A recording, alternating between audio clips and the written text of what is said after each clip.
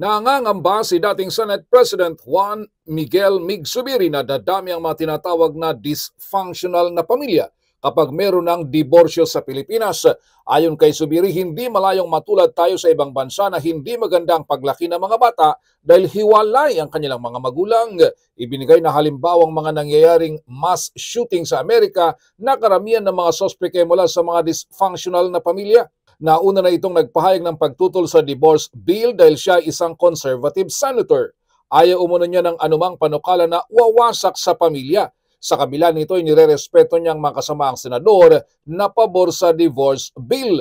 Sa huli ay umaasa itong pairalin ng conscience vote kapag ito ay maisalang sa botohan. Naglabas ng kanyang survey si Senate Pro Tempore Jingo Estrada at pantay ang bilang ng mga senador na pabor at kontra sa divorce bill. Po tayo magiging katulad ng ibang bansa na very dysfunctional ang family, na wala silang mga magulang dahil pag ayaw na nila ng mga magulang, hindi na nila bibigyan ng pagkakataon na magkaroon ng konting resolution sa kanilang nagiging problema sa pamilya, ay hiwalay na sila. So, di ba ganyan nangyayari sa ibang bansa katulad ng Estados Unidos? Ang daming dysfunctional families. Kaya nagkakaroon po ng mga mass shooting doon dahil yung mga bata ay medyo malungkot. Para sa MBC TV Network News, ito si Raymond Dadbaas, sama-sama tayo Pilipino.